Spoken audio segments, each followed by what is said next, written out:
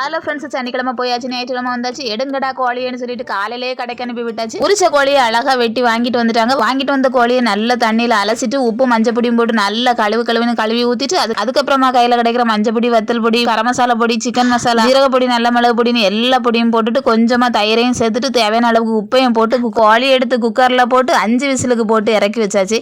அதுக்கப்புறமா ஒரு கடாயில் எண்ணெய் விட்டு கரம் மசாலா எல்லாத்தையும் போட்டு அது கூட நீளமாக கட் பண்ணி வச்சிருக்கிற பல்லாரியும் போட்டு நல்லா வதக்குன்னு வதக்கியாச்சு. நல்லா கண்ணாடி பதத்துக்கு வந்ததுக்கு அப்புறமா இடிச்சு வச்சிருக்கிற இஞ்சி பூண்டு பேஸ்ட் எடுத்து போட்டு நல்லா வதக்குன்னு வதக்கிட்டு அதோட பச்சை வாசம் போகிற வரைக்கும் நல்லா வதக்கி விட்டாச்சு. மல்லிக்கீரை, புதினா, தக்காளி 3 நல்லா மசி மாதிரி அரைச்சி அந்த பேஸ்ட்டையும் ஊற்றி விட்டுக்கணும். அதுக்கப்புறமா 10 சின்ன வெங்காயமும் 2 வரமிளகாவும் சேர்த்து தீயில சுட்டு எடுத்துட்டு அதுக்கு கூடவே ஒரு 10 முந்திரி பருப்பையும் சேர்த்து போட்டு நல்லா மசியை அரைச்சி எடுத்து அந்த மசாலாவையும் சேர்த்து நல்லா மிக்ஸ் பண்ணி விட்டுக்கணும். நல்லா கெட்டியாகிற வரைக்கும் கிண்டி விட்டுட்டே இருக்கணும். நல்லா கெட்டி ஆனதுக்கு அப்புறமா தேவையான மசாலா எல்லாமே போட்டுக்கலாம். என்னெல்லாம்னு பார்த்தீங்கன்னா மஞ்சள் பொடி, வத்தல் பொடி, சிக்கன் மசாலா, கரம் மசாலா, நல்ல மிளகு பொடி, ஜீரக பொடி எல்லாம் போட்டு நல்லா வதக்கி விட்டுக்கணும். அது கொஞ்சம் கலர் சேஞ்ச் ஆகி டார்க்காக வறண்டு வர்ற அளவுக்கு வதக்கி விட்டுட்டு நம்ம வேக வச்சிருக்கிற சிக்கனை எடுத்து போட்டு சிக்கனில் இருக்கிற தண்ணியெல்லாம் நல்லா வற்றி வறண்டு வந்ததுக்கப்புறமா இறக்கிக்கலாம். அவ்வளோதான். இப்போ நம்ம சிக்கன் கொலாப் ரெடி ஆயாச்சு. ஸ்டவ் ஆஃப் பண்ணிவிட்டு மல்லித்தழை தூவி இறக்கிக்கலாம். அவ்வளோதான். வீடியோ பிடிச்சதா லைக் பண்ணுங்கள், மறக்காம சேனலை சப்ஸ்கிரைப் பண்ணிக்கோங்க. தேங்க்யூ.